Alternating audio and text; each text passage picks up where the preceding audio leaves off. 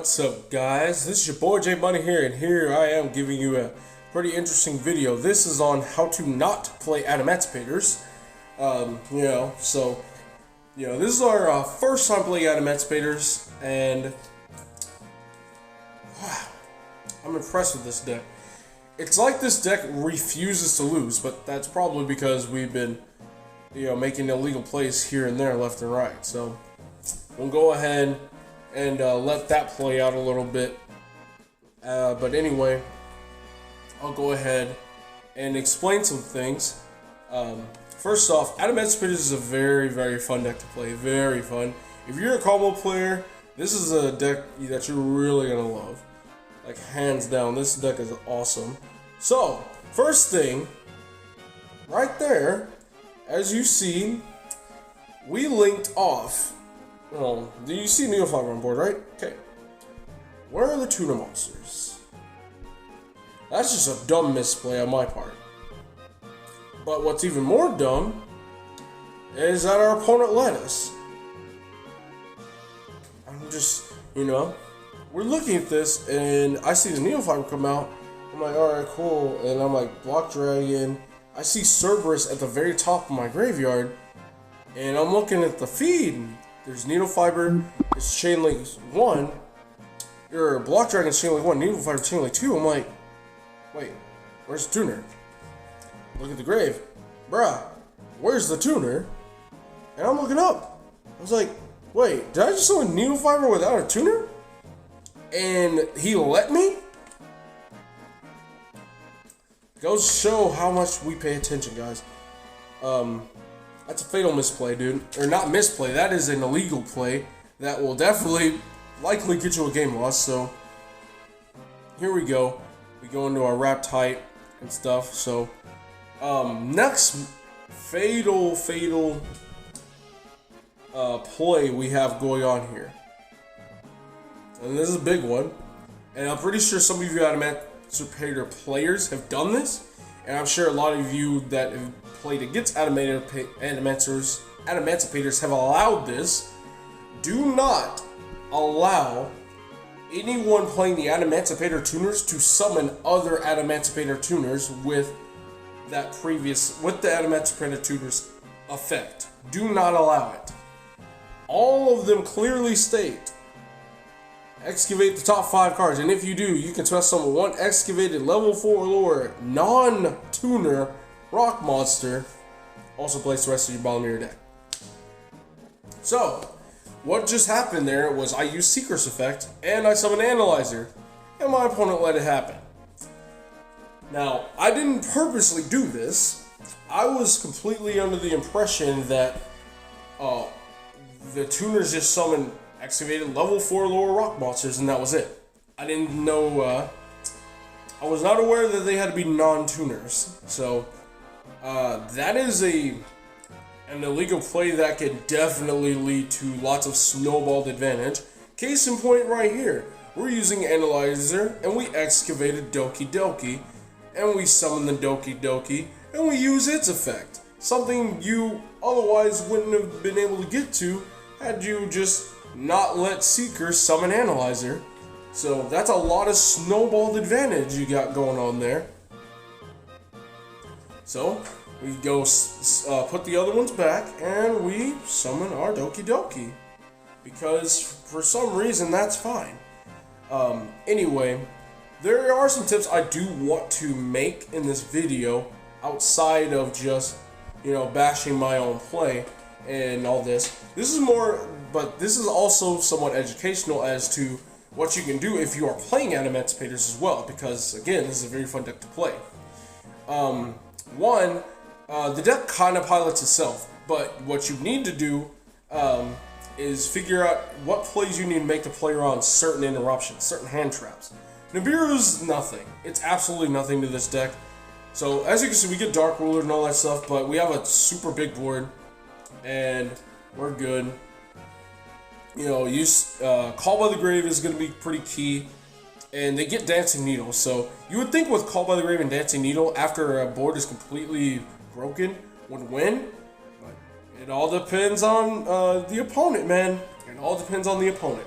So what do I mean here? So what we got going on is, first off, he tries to call by the grave my Block Dragon, which I'm like, bro, you killed it in battle, so, you know, you can't do that because it's direct damage, right? Alright, so Dancing Needles in hand. Look at my graveyard. We have the Dragite Synchro and the Effect Monster. Now, I purposely don't use the effects so I don't proc his Dancing Needle or his Call by the Grave on either one of those two cards, because I would like to put them back so I can go back into Dragite and break his board. So, in order to bait those cards out, I want to force out his Call by the Grave because I know he has it, and his Dancing Needle in other ways. I have Go Giant in hand, I have Monster Reborn in hand, I have Block Dragon in my graveyard. He has not used Dancing Needle or Call by the Grave on Block Dragon. He, and I'm pretty sure a lot of other players believe, that Block Dragon starts Chain, which it does not. It is a summon condition. It is just like Banish Light and Dark, summon BLS, from hand or graveyard, when it comes to Block Dragon. You cannot respond to the summon of Block Dragon because it is an inherent special summon. So, if you're going to do anything to Block Dragon, you need to do it immediately. You need to do it on standbys, at the start of main phase 1, you know, whatever. You need to preemptively hit it before I decide to make a play. Before you pass priority and I reproceed into main phase 1 where I get the first action, you need to hit it out of the graveyard, period. Point blank. So, here we go. We banish 3 and summon Block Dragon. He tries to Call by the Grave, and I explain exactly that reason. So, he Dancing Needles my Dragite cards anyway. And we Call by the Grave as the target for Go Giant, but then we just go Researcher and Seeker. And at this point, he's like, alright, you got it, bro. I'm like, yeah, man, of course we got it. We're playing Adamancipators. We saw 5 cards on our extra deck. We are Gucci. We are fine and dandy, fam. We're good. Like, yo, we're playing Adamancipators. So, as I was saying earlier, a few things you need to keep in mind is the certain interruptions that you have to face with this deck. Droll and Lockbird is starting to see lots of play, guys. And that is where the Go package is a very big weakness, because if you use Automatic Pickup and search Automatic Pair, and you get Droll and Lockbirded, you're behind in a lot of cases, because now you can't even activate your Automatic Pair, so you can't get your double search there. You can't search off of Gallant Granite, which means you can't get your Block Dragon. And now, granted, people would come in the comments and probably say, well, this is why you play 3 Block Dragon. I don't believe in playing 3 Block Dragon. You know, I feel like Block Dragon is still not a card that I really want to open that bad to where I open multiples. Now, you do want to play multiples because of cards like DD Crow, Call by the Grave, just things that banish, like the Eldritch card, Dancing Needle for Muskets. You know, you definitely need a second copy, but I don't really agree with 3. Because I feel like Block Dragon is one of those cards that is just only that good when you're deep into the game. You know what I mean? So if you get interrupted twice, let's say your Gallant Granite gets hit and your Automatic Para gets hit, you're not going to have very many resources to summon that Block Dragon in the first place, because you didn't get to snowball any card advantage, right?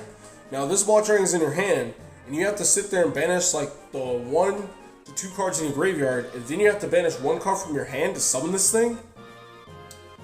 That's hefty, man. That's pretty serious. It's like you have no cards in your hand at that point. Now, granted, yeah, Block Dragon gives you cards, but you know, it's just like, bro, you get Gigante's Researcher, so it's like, okay, if that leftover monster you have on the field isn't a tuner, well, you'll be able to get a tuner, but you won't even be able to chain block your Block Dragon. So if that gets ashed, then it's just like, okay, whatever. But, you know, more times than not, your opponent won't be able to ash Block Dragon because it either gets chain blocked by Needle Fiber or you link the Block Dragon into an Appaloosa. So, that's fine there. But Droll Lockbird is a serious problem. All you're trying to do is get to Block Dragon. You really don't need to resolve it. If you're under Droll, you can still make things like IP, you can put up a Dragite, depending on which Adamancipator you manage to get access to. You can get that. You can get Appaloosa still, so Appaloosa IP. Getting rank 4 is kind of hard.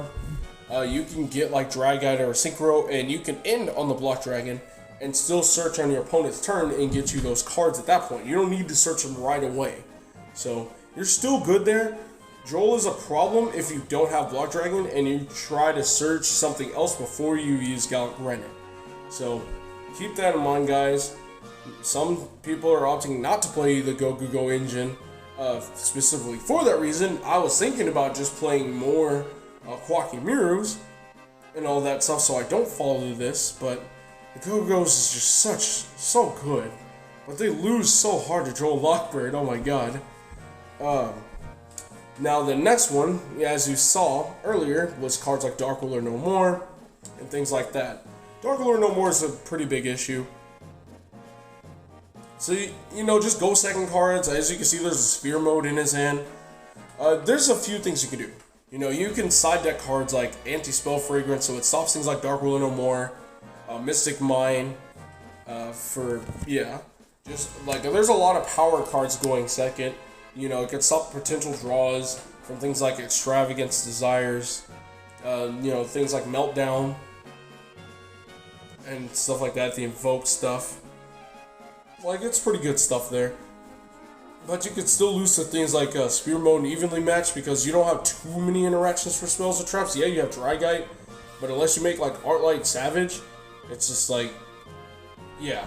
And normally, you know, it's a lot easier to get to bait out negates that take up spells, that eat up spells, so you can resolve your power spell, which makes Anti-Spell a very good option for essentially cutting. Look, you cut their hand size in half essentially, or by a third when they draw for turn. So those other options that, let's say that was Dark Ruler or Mystic Mine, are not an option anymore, and your negates become a lot stronger because you now have less cards that you have to worry about. And the other thing you could do, you could also side a corner of the Red Lotus and rip cards like Spear Mode from your opponent's hand. Dark Ruler No More is Evenly Matched. You know, like I said, just like any power card, Mystic Mine, you can rip those things out of hand. But if you side those cards and you do not see them, there is a third option you can do. And this is pretty weird, but I don't, because I play combo decks and combo decks don't do this. But what you can do is underbuild your board, like I did. I had the perfect opportunity to overextend, but I chose not to. And here's the reason why. Our opponent scoops. Alright, so if you underbuild your board and your opponent does have those cards, and breaks your board, you still have, well look, I have 12 extra deck left. And I'm resolving Block Dragon, and I'm going to overextend next turn and kill them. Because they're not going to kill me. But if they don't have those blowout cards, then they're gonna have to go through the couple interruptions I already have. Now granted, yeah, they can probably still play through it, obviously, because it's Modern Yu-Gi-Oh! But you're not getting OTK'd, which is the important part. The deck can already play through interruptions, like we already know this. So if I actually do manage to use up my IP and my Herald of the Arclight, but I get Block Dragon's effect, which it's almost guaranteed because if your opponent's going to ask something, they do it on your first turn. So if I get Analyzer, Seeker, and Researcher to hand, they break my board, but I negated like 2 of their cards, so they're not OTKing me. And it's just like, if they don't OTK me, it's good game. It's simple as that. It's good game. I got 3 searches. I have a draw for turn. Like, you're not winning. You're not winning at this point. So underbuilding your board is actually not that bad in this deck. You know, because if you get Dark Ruler No More, you're not getting OTK'd anyway. Period, point blank. So, you know, as long as you can get the search off the Block Dragon, that's all that matters. He refuses to get its effect off, but that's a big mistake because I can just draw and link the Spear Mode and the Block Dragon anyway and search. But that is some of the things that I've taken up. So, alright, so what's the things that you shouldn't do? 1, don't link Cerberus and Block Dragon into Needle Fiber. Clearly, that's just a dumb play, period, you know, for me. Because, you know, I know Needle Fiber takes the tuner. I don't know what I was thinking or what not. I don't know what my opponent was thinking by allowing it to happen. Like, everybody should know what Needle Fiber does and what it takes. Like, we've been just hot on that card's heels since it, ever got announced 2 years ago. 2. Do not summon Adamancipator tuners off of other Adamancipator tuners. They can only summon non-tuner rock monsters. Do not allow an Adamancipate player to do that. I know a lot of us are probably thinking it just summons rock monsters, but they summons non-tuner rock monsters. Which is good, because if your opponent is allowed to summon an analyzer off of a researcher, then they can just excavate and get a Doki Doki and get another card and, just spiral out of control. Like what just happened. But, so those are some tips there, how to not play the deck. Now, to play the deck, play around those heavy cards like Drone Lockbird, stuff like that. Now, when it comes to like games 2 and 3, we all know cards like Evenly Matched are good, but we all know when it comes to like decks like Eldritch, Altergeist, Subterrors, they're gonna keep the best card, man. So I would think about side decking like 3 copies of like Sandman, because your opponent's likely gonna keep the trap card set until the most opportune moment to flip it over. Meaning, if you do commit a second rock monster to the board, or if you summon a second monster and they flip summon on it.